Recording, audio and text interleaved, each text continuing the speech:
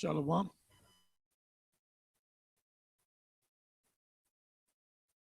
Now with fun, call Allah Yam La Yahawah Ba'Shem Yahawashi Ba'Shem QADASH. Giving all praises to Yahawah Ba'Shem Yahawashi Ba'Shem QADASH. Yahawah is the name of the Heavenly Father, and it's Hebrew word meaning He is or He is to be.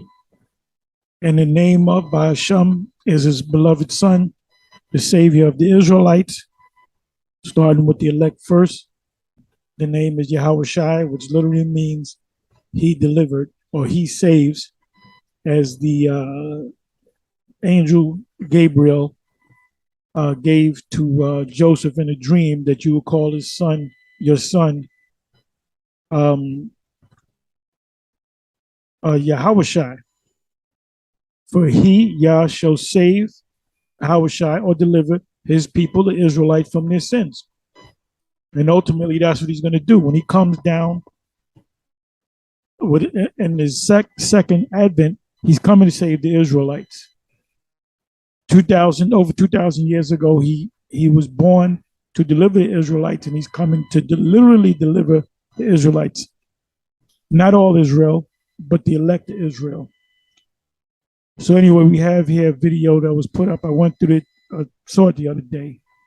So I said, let me go back and do a response to it. So it's the vocab alone, the 144,000 in Revelation, Hebrew Israelites get very wrong. Not wrong, but very wrong. So let's listen to a little bit of this crap. Did you go to another one, Revelation 7? Absolutely, because we have a few more minutes left. So let's have another one. The Jehovah's Witnesses love to talk about the 144,000. Yep. And they believe there's sort of a special elect group of Jehovah's Witnesses who kind of live with God up there for all eternity, and the great cloud, everybody else is stuck down here and we're picking apples like in their weird little pictures that they show when they come to your door. All right, so now let's look and find out who is the identity of those in Revelation chapter 7. Because let me turn there real quick myself. But have you heard this, Al-Fadi, some about the 144,000? What have you heard about it without turning? Well, basically, I get some really stuff up my house telling me that I really consider to become a Jehovah's Witness. But when I asked about, am I going to make it to heaven now? And the answer was sadly no, because they don't think I'll be part of the 144,000. All right. So yeah, you'll be down there with everybody else. So I said, you know what, I went with Jesus because He promised I will be in heaven. I like that position. Right. So I'm going to use a great book here that I'm going to recommend everybody. It's called 40 Questions About the End Times by Eckhard Schnabel. And he has a little question here, question 9, who are the 144,000 in Revelation 7? And let's look at it. It's Revelation 7, and it says, and I heard the number of the sealed, 144,000 sealed from every tribe of the sons of Israel.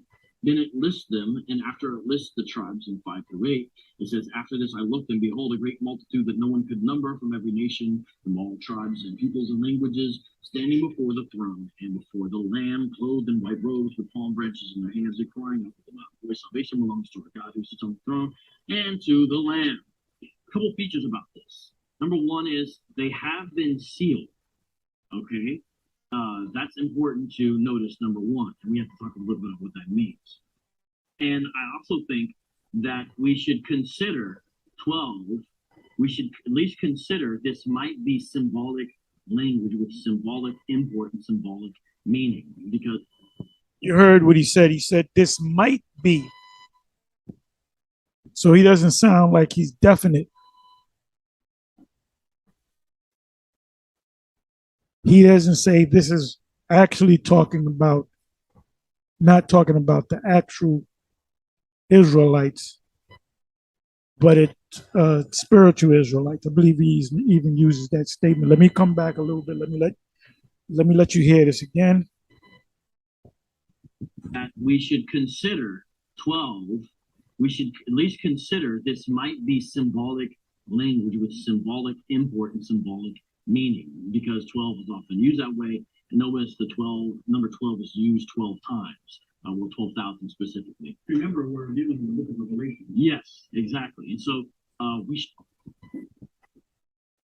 Yeah, because when everything's said and done, the Most High is dealing with the 12. Originally, he had 13 tribes. When you go back during the time of Moses, there were actually 13 tribes. Now, Dan is the only tribe that's not mentioned in this list of 144,000, 12,000 out of each tribe. Now, the Lord is the author. If anybody knows anything, the apostles, the prophets, whatever, shouldn't the Lord know, which is the author, which taught them, which led them to the truth and taught them the truth. And this is the last book in the scriptures. So ultimately, all 12 tribes, only them of the 12 tribes should be delivered. There was a statement made by James to confirm what the Lord said, that the 12 tribes are talking about the Israelites. That's in Acts 1:1. He addresses his epistle to the 12 tribes, not the 13 tribes. He says the 12 tribes, which are scattered abroad, and they were literally scattered throughout the whole planet Earth. Most of the tribes are already over here in America, in the Americas. But like I said, you notice what he said, that this might be symbolic for something else. He didn't say this is symbolic for something else. So there's a big question mark there. Well, we're going to get into it, and we're going to see that these are the literal 12 tribes of Israel. Let's listen to a little bit more. Shouldn't deny that there's symbolic language going on there in certain spots. It doesn't mean everything, but it means where it is, because it's apocalyptical language, a common element of the genre. This figure, 144,000, also occurs in Revelation 14, 1-3, and so that must be brought into the interpretation of Revelation 7. And this seal of God is important, it's an essential feature here, and it pops up in some other places, but mainly 7, 1-8. And within this context, the context is the 6th and 7th judgment seal. And I agree, those are important points. We're not going to be able to get to everything, but let me skip through here and talk about what I think is a more legitimate interpretation. And I have in front of me some commentaries that have alternative interpretations, such as a common one you might hear is literal descendants of each of the tribes, 12,000 from each one. But there's a few things. Number one, this list, if you look at it, doesn't match any of the 19 or 20 of the Israel's tribes listed in the Old Testament. There's significant differences. For example, Judah is listed first. That's irregular. Now, that shows you it's Christocentric, because who's the lion from the tribe of Judah? Dan is not even mentioned in this list. Judah was ultimately the head tribe. The kings of Israel started with Benjamin. After Benjamin, Judah, which is King David. Saul was the first king. And all the lineup of the kings were all from the tribe of Judah until the split. So Reuben was the firstborn. Reuben should have received the blessing of the elder. But what did he do? He went up to his father's concubine, up into his couch. He lay with his father's concubine. So he lost that position. Then you had Levi, because they were the priests. But ultimately it came down to Judah. Let me give you a precept here. Let me go to Genesis 49.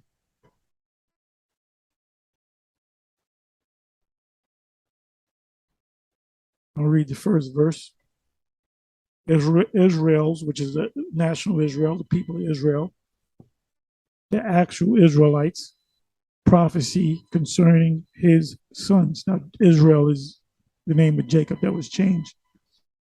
And Jacob called unto his sons and said, gather yourself together, that I may tell you. When he says you, he's saying of the tribes, that which shall befall you in the last days. Anytime you read the word, come across the word last days, latter days, it's talking about now.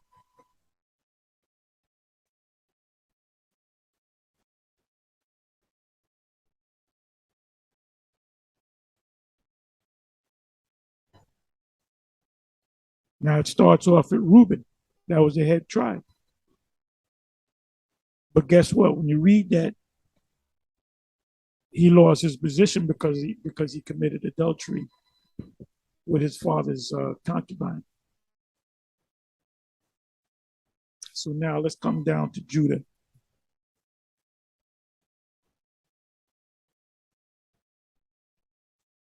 Eighth verse. Judah, which is talking about the tribe of Judah. Thou art he whom thy brethren shall praise. Thy hand shall be in the neck of thine enemies. When your hand is in somebody's neck, it means you choking them. Somebody owe you money. They say he ain't got the money. You see him lavishly going out on the town with their girl or whatever. You might get mad enough where you hem them up and say, I want my goddamn money now. So that's the attitude that Judah is supposed to be in. You know, things are going to get set off through Judah. It said, thy hand shall be in the neck of thine enemies, thy father's children shall bow down before thee. Ultimately, what happened? Did not the scriptures say that they're going to be our slaves? Because who was the father? Who was the father of Judah? Jacob, right? Who are the children that came out of Jacob? The rest of Israel.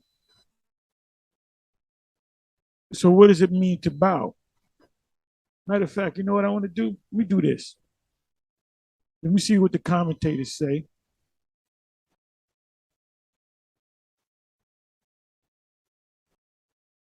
You know, bottom line, the Most High has always been with the nation of Israel. He's not going to pull a fast one.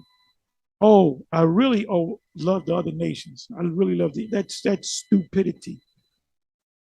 That's stupidity. Okay, let me open up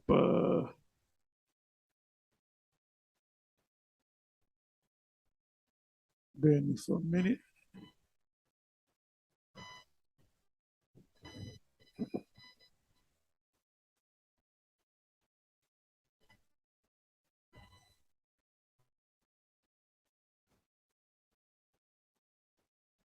Okay.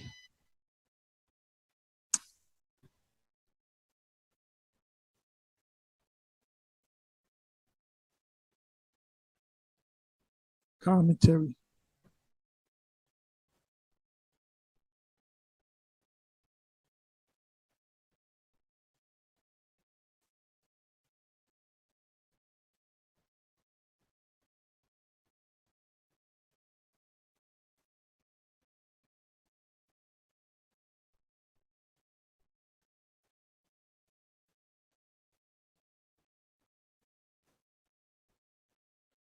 Praise, the word contains a play on the name Judah.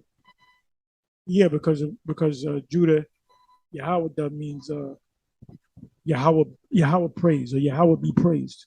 Yahweh thanks. That's what Judah means, which could not be reproduced in a translation. See Genesis 29:35. The transition from the somber oracles concerning the previous three tribes to the outburst of the eulogy upon Judah is very marked. Because there were tribes before Judah, Levi, Reuben, Ephraim was up in there as a major tribe. The hand, neck, i.e., as Judah pursues the fleeing foe. Right, Esau is the neck of thy enemies is the fleeing foe. He shall grasp them by the neck. So that's literal. So what ultimately will the tribe of Judah do to the enemies? They're gonna grab them by the neck. They're gonna be running. They're gonna catch them. They're gonna grab them by the neck, and choke them out. This is Job 16 and 12.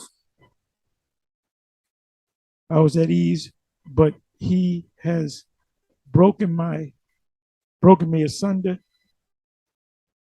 He has also taken me by my neck and shaken me to pieces and set me upon open up for his mark.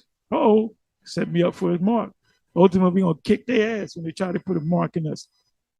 Just playing on what it says here. It says, this is a heavy scripture right here. What is this? Job 16 verse, and Job is a very mystical book. You can't read it like it's history. A lot of things that go on with Job and his companions, his friends from Edom, there was a lot of spiritual things going on. It says, I was at ease, but he has broken me asunder.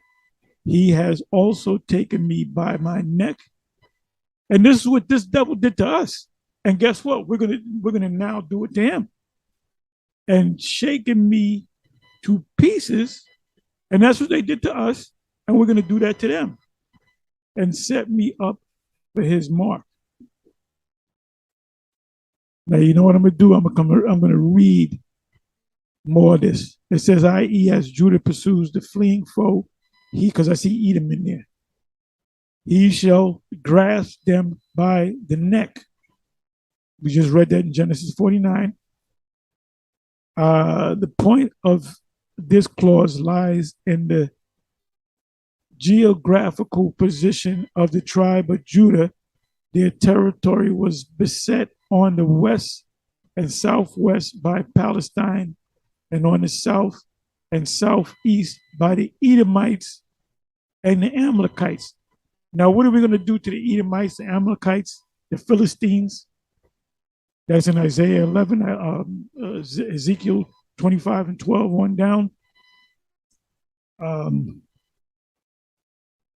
What else? I'm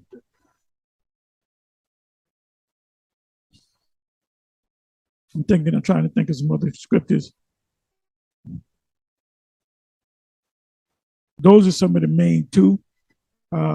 Psalms 83. That's another one.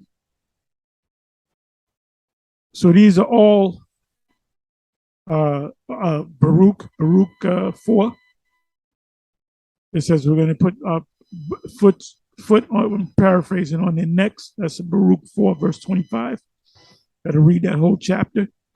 That's just a few precepts that came to mind.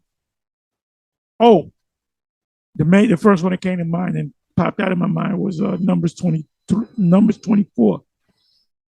When Balaam said ultimately to Balak what these people are going to do. He said, you can't curse them, the Most High blessed them. You can't curse what the Most High blessed. But ultimately, you know what they're going to do? They're going to mess you up and all these surrounding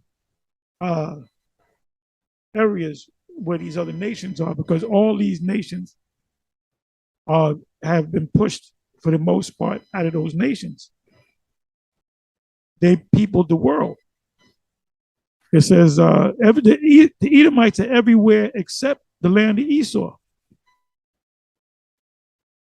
The Philistines and the Edomites were the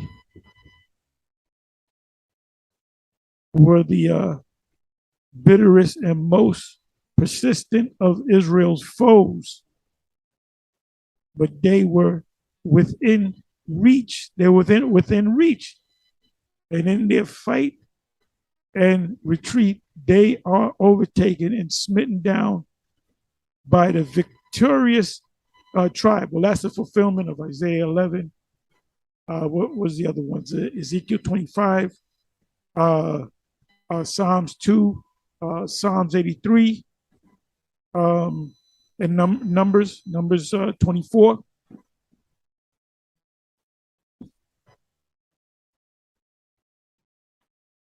It says, bow down before thee, a reference to the Davidic monarchy which united the tribes of Israel. Right. Davidic meaning what? David. David was a Judite. So that was the head tribe. Because this guy, this clown Vocab said, well, see, Judah's named first, but Judah's not the head tribe. If you understand the scriptures, Judah is the head tribe. There's a reason why David came out of Judah. Solomon came out of Judah. YAHAWASHI came out of Judah.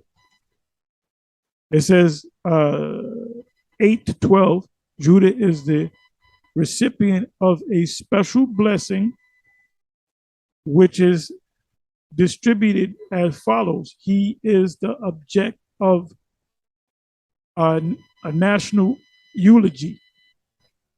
He is strong as a iron and has won success. To him belong the monarchy, the king, and the ideal king. Genesis 49:10. His territory is blessed with fertility.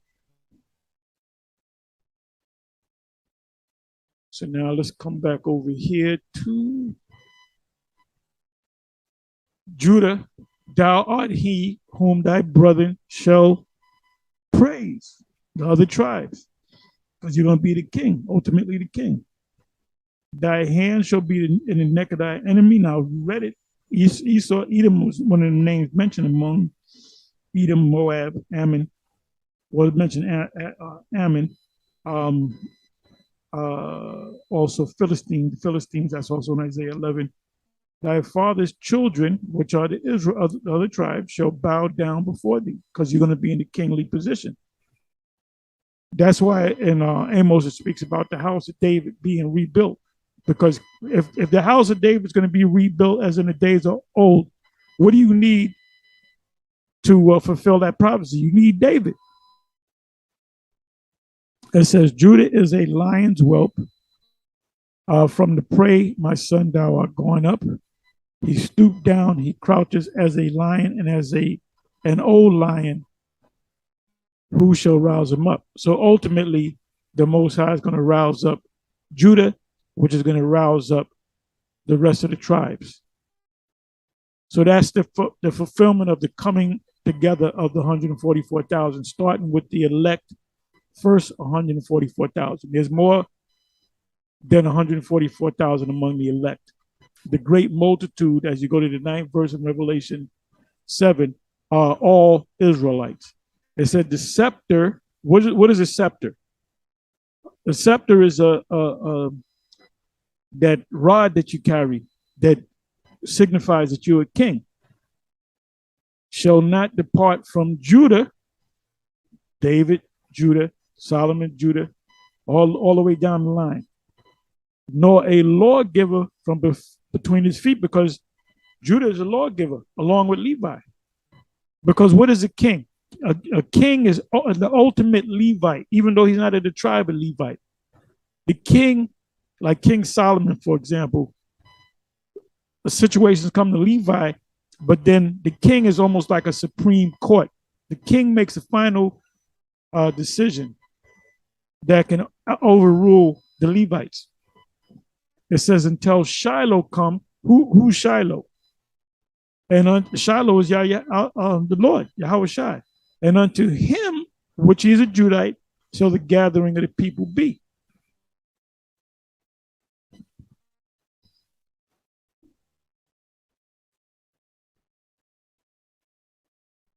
Okay, where am I? Got to find this back. Okay, so let's come back a little bit.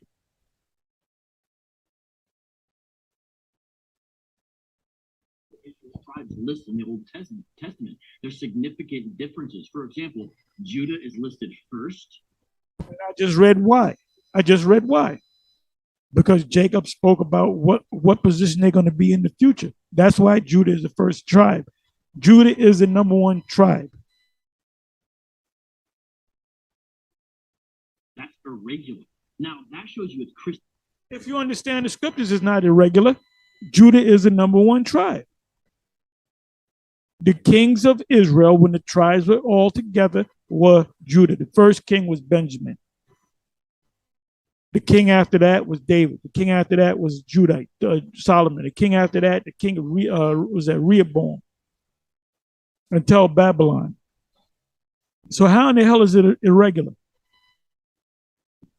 He pushing doubt out there. Christocentric, because who's the lion from the tribe of Judah? Dan is not even mentioned in this list.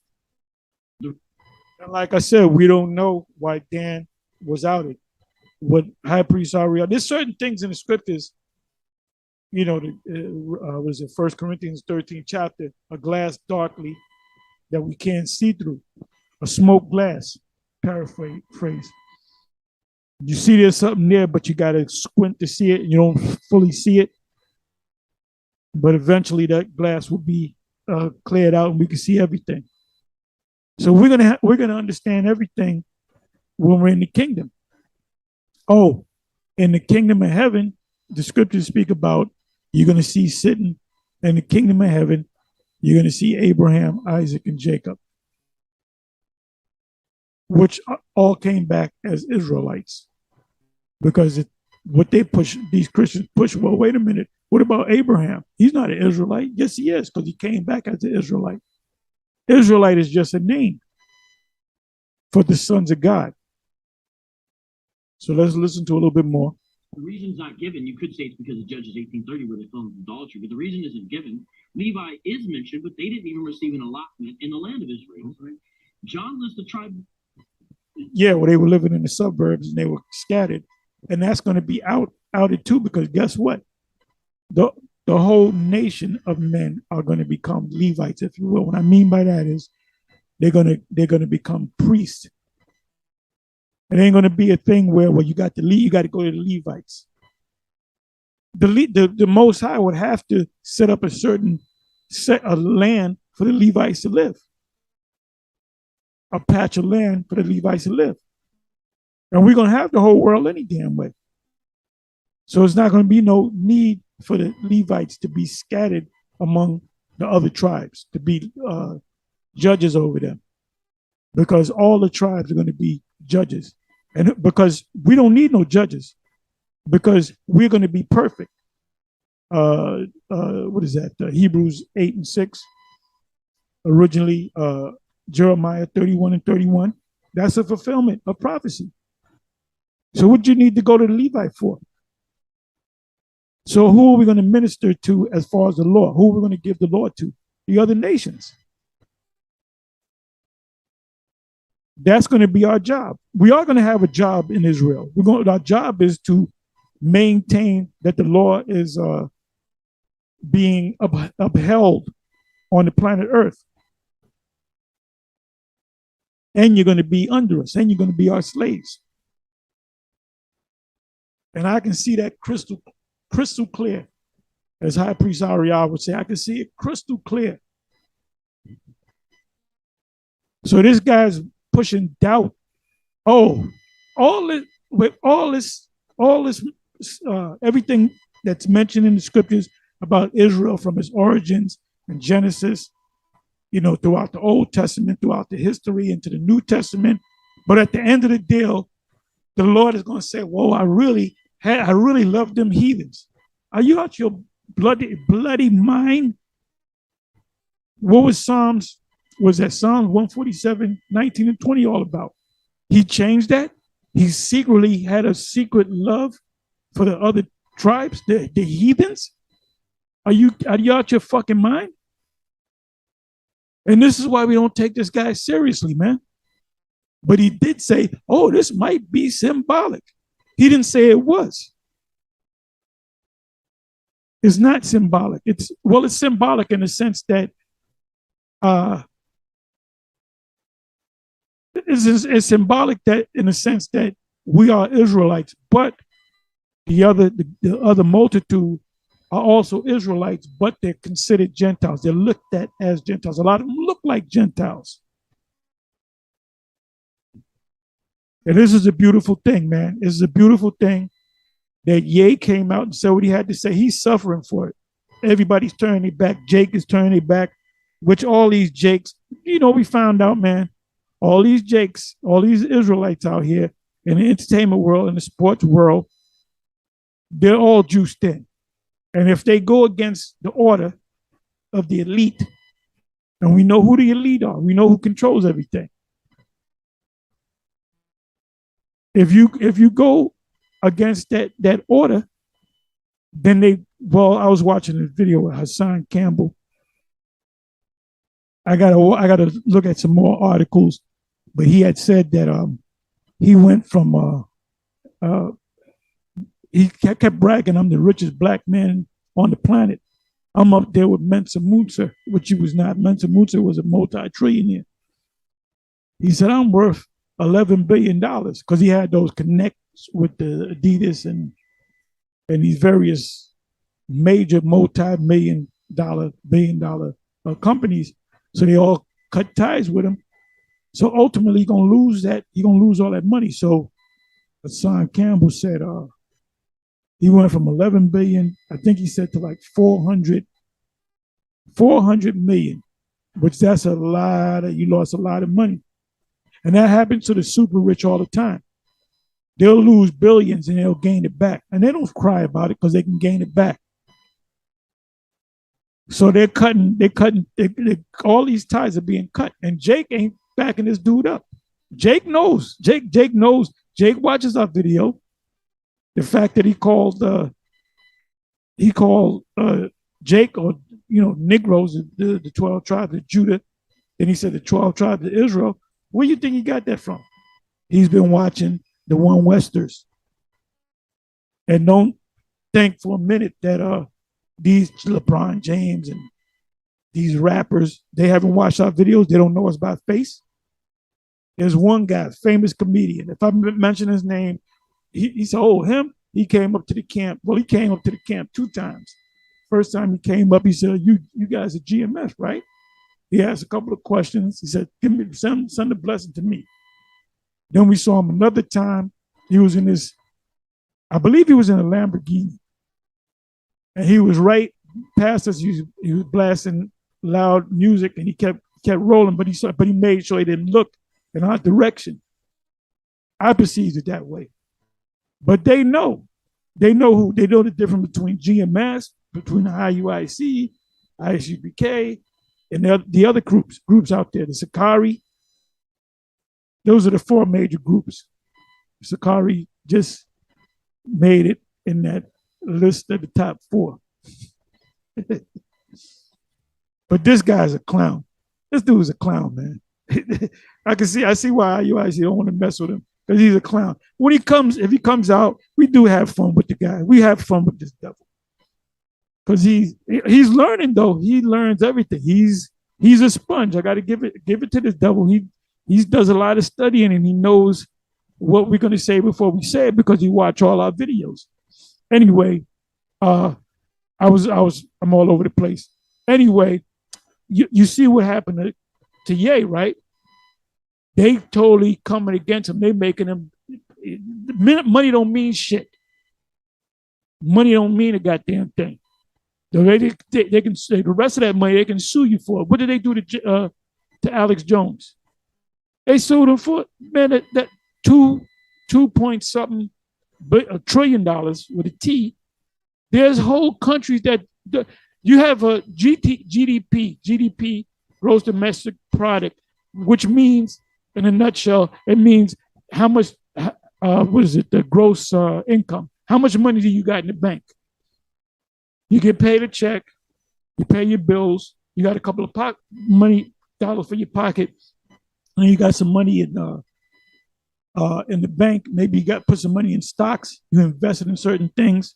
You might own a house or 2 where you pay the people pay rent to you. So at the end of the day, that's your gross domestic product. A country's gross domestic product is how much money and how many things, tangible things that they have. Russia, their gross domestic product is based upon the money and the oil.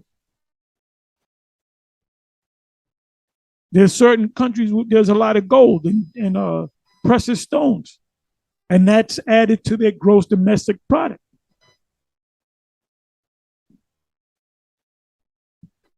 Okay, so now let's come back. Let me stop ranting. So Joseph and he says Manasseh, but he doesn't list Ephraim. That's right. And the order seems to kind of follow the son's birth order according to the mothers. So Okay, so let me read. Let me bring that back.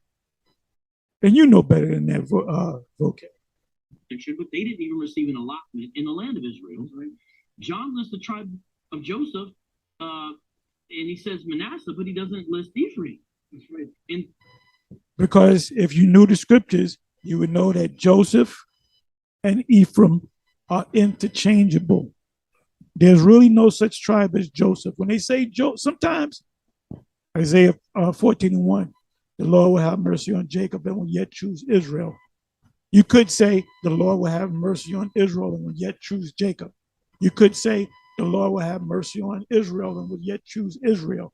Israel is interchangeable with the word or the name Jacob. Sometimes we're known as Jacob. Matter of fact, let me prove that.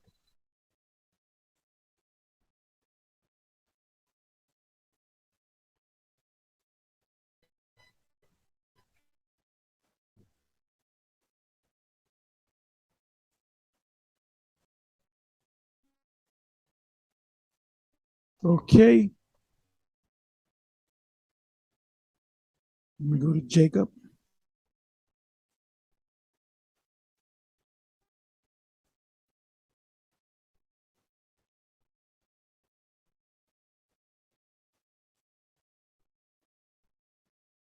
Oops, I spelled it wrong.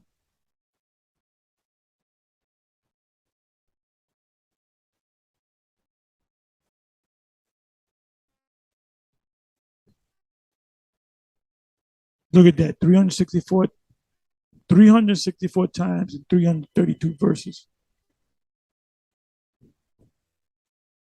His name was changed from Jacob in the book of Genesis, right?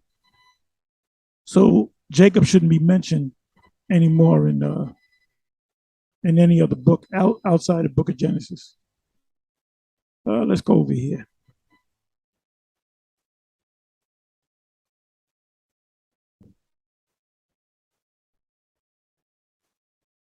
Boom. Psalm 75, verse 9. But I will declare forever, I will sing praises to the God of Jacob. Jacob meaning what? The Israelites.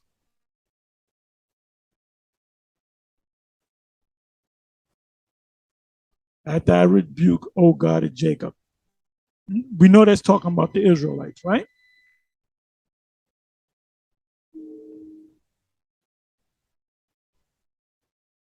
Psalm 78, verse 5. For he established a testimony in Jacob and appointed a law in Israel. See, Israel and Jacob is interchangeable. Therefore, Yahweh heard this and was wroth. So a fire was kindled against Jacob, and anger also came up against Israel. Did the Lord? It says, so a fire was kindled against Jacob. Jacob wasn't around no more. So we know that this here Jacob is talking about Israel. And you should know better than that, vocab. So let's come back and listen to that again. Easy work. Easy work. Because of Judges 18:30, where they fell into idolatry, but the reason isn't given. Levi is mentioned, but they didn't even receive an allotment in the land of Israel. Right? John lists the tribe. They're going to. Of Joseph, and he says Manasseh, but he doesn't list Ephraim. That's right. And the order seems to kind of follow the son's birth order according to the mothers. So this is a highly irregular list. Again, that's a clue to say maybe this doesn't mean a little thing. It doesn't match anything else. So what could be going on here? Well, let's look at it. Like I said, Joseph. Okay, let me give you two scriptures.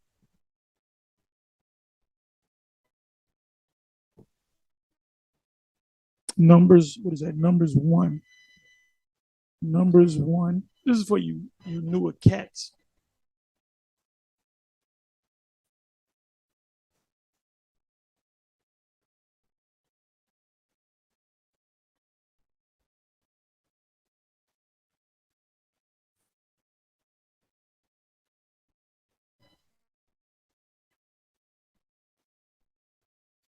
32. Of the children of Joseph, namely of the children of Ephraim. That's why when you go to Revelation with understanding, Revelation 7, and it says the tribe of Joseph, we know that it's talking about namely the tribe of Ephraim. We know that it's talking about Ephraim by their generations after their families. That's all you need. That's all you need. Of the children of Joseph, namely of the children or the sons of Ephraim. And there was Ephraim was a younger son to Manasseh. He was a younger. You had Manasseh firstborn, and you had Ephraim. You can go back. I'm not going to go to the whole account, where Joseph put his right hand over Ephraim and I'm sorry, where Jacob puts his right hand on Ephraim and his left hand on Manasseh, and Joseph tries to correct him. Like I said, somebody can put it. I'm not going to go to it. I'm just paraphrasing what I'm just speaking on the story, the account. And he explained to him in not so many words that, this is a spiritual thing. But the Most High was working through Jacob and not necessarily Joseph. But then Joseph picked up on it. That's why the tribe of Joseph is mentioned in Revelation 7. It's not hard. It's not hard, bro. Let's go to Ezekiel. Precept upon precept. For you brothers that are veterans, I'm singing to the choir.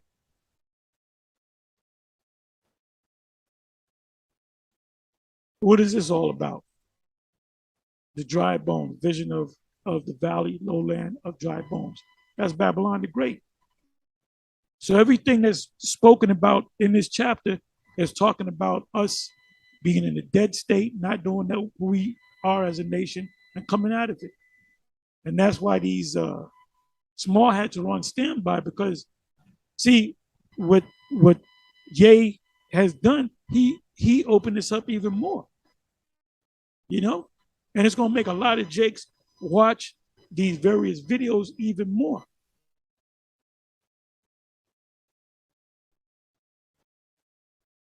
Let me come down here. Okay, reunion of Judah and Israel. What does that mean?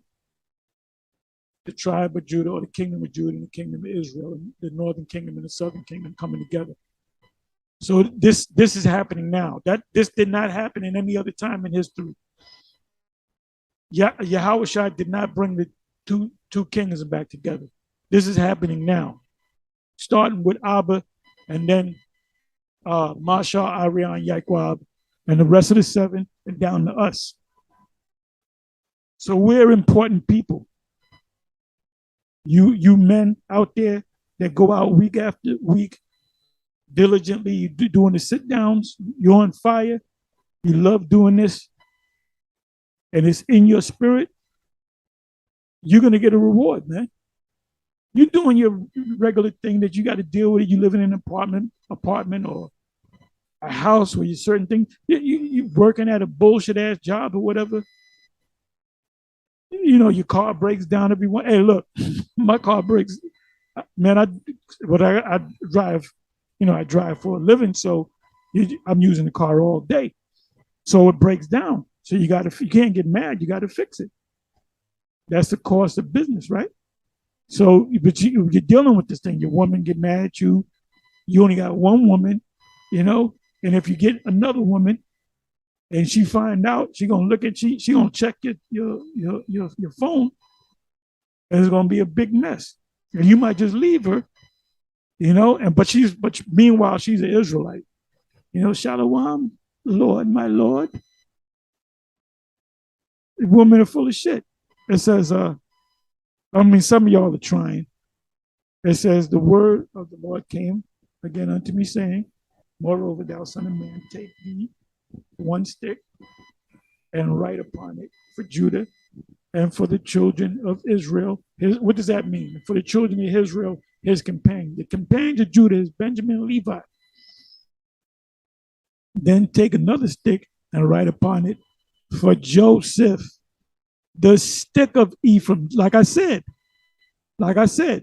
Ephraim and Joseph is interchangeable. So when you read this with understanding, you would understand that when you come across the word Joseph, the tribe of Joseph, you know automatically it's talking about the tribe of Ephraim, as opposed to the tribe of Manasseh. Because technically, if it was talking about the tribe of Joseph, they wouldn't have to mention Manasseh, right? So we know that Joseph, and I'm going to go to the, matter of fact, you know what I'm going to do? Let me do this. Let me go to Revelation 7.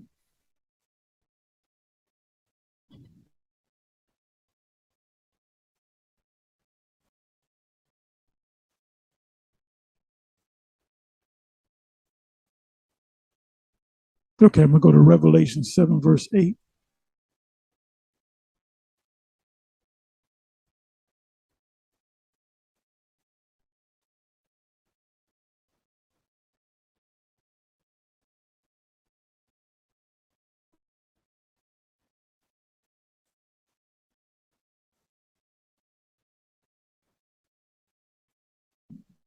Let's see what Pope commentary says, the short one. Verse 8 of the tribe of Zebulun was sealed 12,000. The tribe of Joseph was sealed 12,000. The tribe of Benjamin was sealed 12,000. Ephraim is omitted while Manasseh is inserted. Wordsworth considers that this is on account of the rebellious character of the tribe of Ephraim. But Ephraim is sometimes identical with Joseph, who here finds a place among the 12. It says, but Ephraim is sometimes identical, no, all the time identical with Joseph. I gave you 2 examples. Let me check these out. Okay, there's Ezekiel 37:16. And this is Psalms 78 and 67. Maybe that's a new one for me.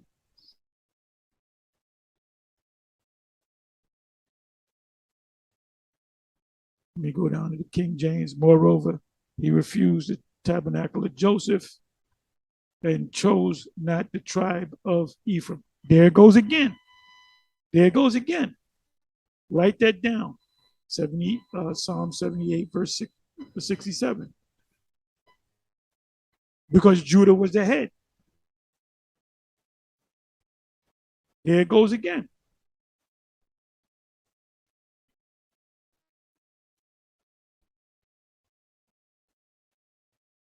So now let's come back over here to this clown. So everything that we said, that he said, we debunked it. We gave you the understanding. And remember, he said this might be symbolic. It might not necessarily mean it's the actual tribes. It is referring to the actual tribes. Why would, throughout the whole scripture, as I said early in the video, the Most High is everything Israel, Israel, Israel, Israel. The future prophecy of Israel.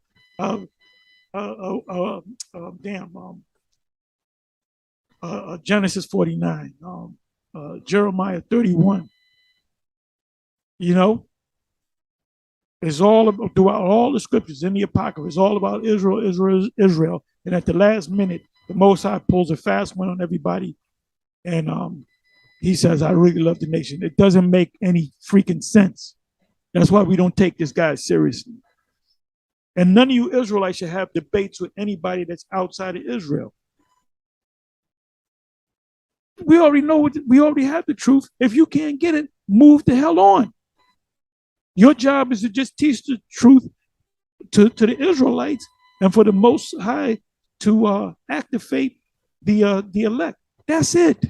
That's it. I'm not going to waste my time doing a debate with somebody, a Christian. You're wasting your time with a Christian. And they come with the same mess. They come with the same three scriptures. One scripture, John 3:16. Let's listen to some more. Quickly, of course, the mention of Judah, that's the fact that the line of Judah comes from there. Yeah. The mention of Joseph, that's the firstborn, and the rights of the firstborn. And the mention of Levi, of course, has to do with the high priest. Yes, exactly. Now let's look at this. And that's all Christocentric stuff once you understand you're in the new covenant. So I think that was it. That's Christian central stuff. If you come under the new covenant, wait a minute. Let's come back. Mention of Levi, of course, has to do with the high priest. yes, exactly. Now let's look at this. And that's all Christocentric stuff once you understand you're in the new covenant. That's Christian central stuff once you understand that you're in the new covenant. So what did he just say?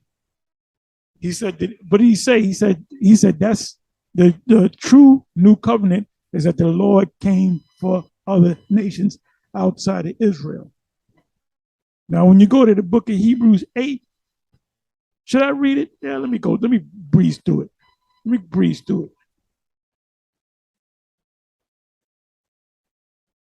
Hebrews 8.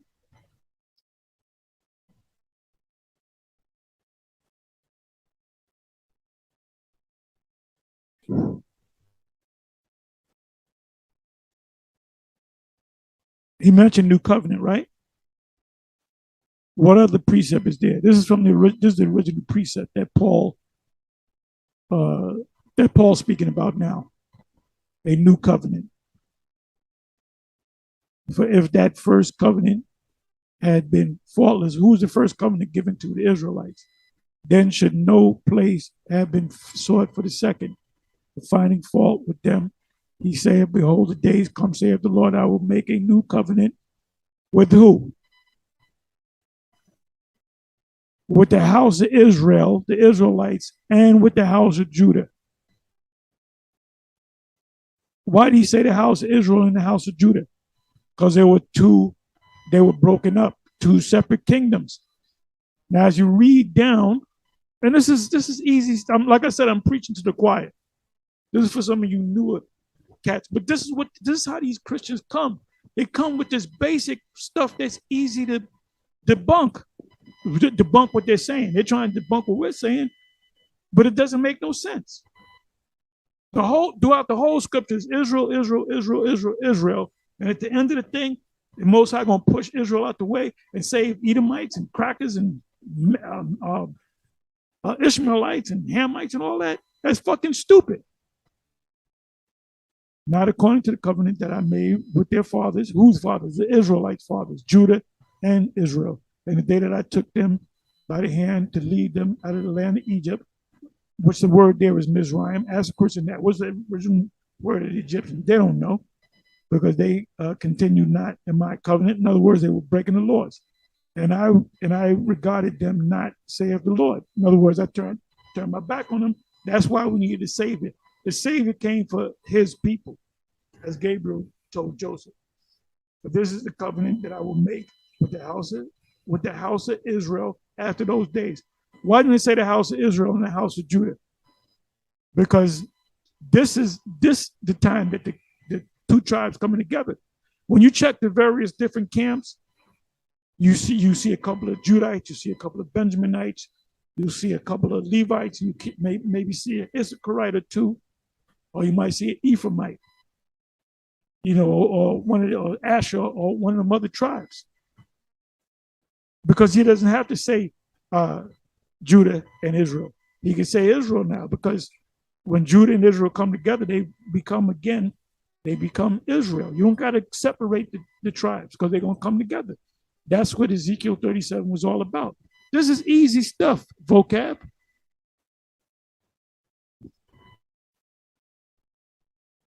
So we almost out of here. Yes, exactly. Now let's look at this. And that's all Christocentric stuff once you understand you're in the new covenant. Now I just read from the new covenant, right? I just read from the new covenant. The new covenant was given to who? The new covenant was given to Israelites. Read again. Read Hebrews chapter 8. There's nothing that speaks about Gentile. Matter of fact, let me do this. Let me put the word Gentile. Because he always want to sneak Gentile in there, right? Okay, let me do this.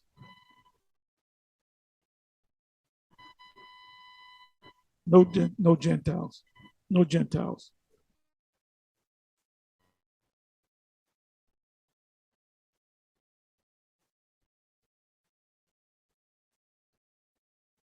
So I think a symbolic interpretation is the best way to go, and it represents the church, which is the complete number of God's elect. And I base this. God's elect is Israel. Anytime you look up the word elect in the Old Testament, it's talking about Israel. Israel, mine elect. Upon Revelation 9:4, partially, where these demonic scorpions. And none of these people, the so-called Christian elect, is a part of your thing, because guess what? You can't even hold your own people. All these motherfuckers, he got to get a new group of Jakes, Negroes with him. All these guys are doing their own thing. G-Man ain't with you. Who else? G Consciousness, he left. Who else? Shimon, he left and he made a video, called you a coward, cursed you out. So you look, you gotta gather around a new flock of people. The magic's not working for you no more, or it never been working for you, Vocab, and you're too goddamn easy. Of the fifth trumpet are ordered, quote, not to harm the grass of the earth or any plant or tree, but only those who did not have the seal of God on their foreheads. And so there's a distinction there between people of God and those who have not repented yet. And this idea of Israel in Galatians 6:16 and Romans 9:6 is used of Gentile and Jewish believers alike. And remember, we've already shown that. He mentioned Galatians 6:16. He mentioned Romans 9. Let's bring that back, and I'm gonna go through that. This idea of Israel in Galatians 6:16 and Romans 9:6 is used. Let me go to Romans 9:6.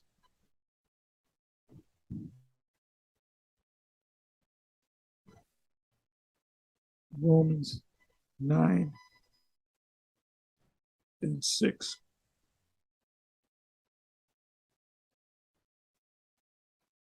That is though the word of the Most High has taken on effect, for they are not all Israel which are of Israel.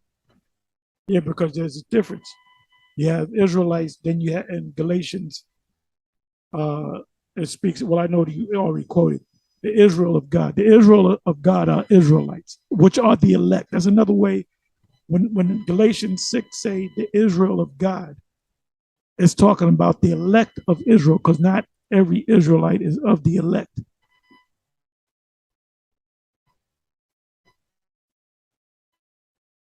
Let me continue to read. Neither because they are of the seed of Abraham, right? Who came out of the only one that came out of the line of Abraham was Isaac, and not Isaac, Jacob, not Jacob, the Israelites. They all children, but in Isaac shall thy seed be called. So can Ishmael make it? No. He just said that in the 7th verse. Is 6 sons of Keturah, are they going to make it? No, they're not a part of the elect. They're not a part of Israel. What about Isaac's sons, Jacob and Esau? Esau is not a part of it. That's why as you read down, it mentions Esau. It says of the children, 11th verse, being not yet born, neither having done any good or evil, that the purpose of the Most High according to election might stand, not of works, but of him that calleth, right? The 12th verse, it was said unto her, the elder shall serve the younger, as it is written, Jacob have I loved, but Esau have I hated. That never changed. So it goes down to 14th verse. What shall we say then? Is there unrighteousness with the Most High? Why did Paul put that in the 14th verse? Because you might jump up and say, well, the Lord is not righteous. Because they did the two sons, Jacob and Esau, before they were born, they never did good or evil. Yeah, because the Most High chooses who he wants to choose. So stop playing games, vocab.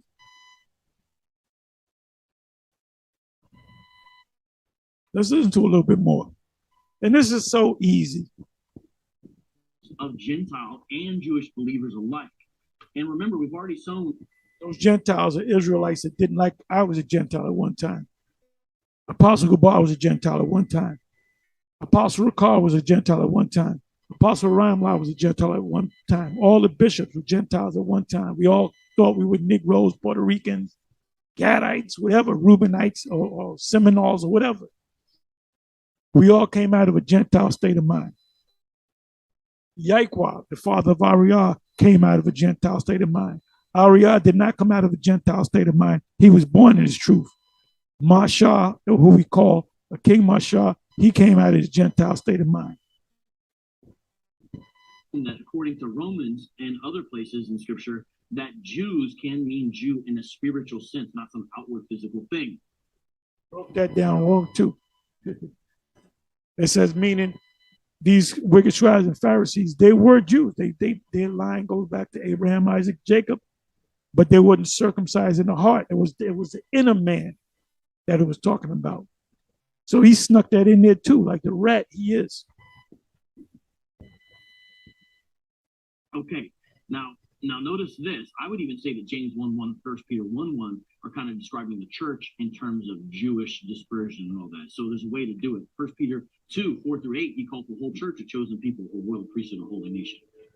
Which are Israelites, fulfillment of the Old Testament, kings and priests.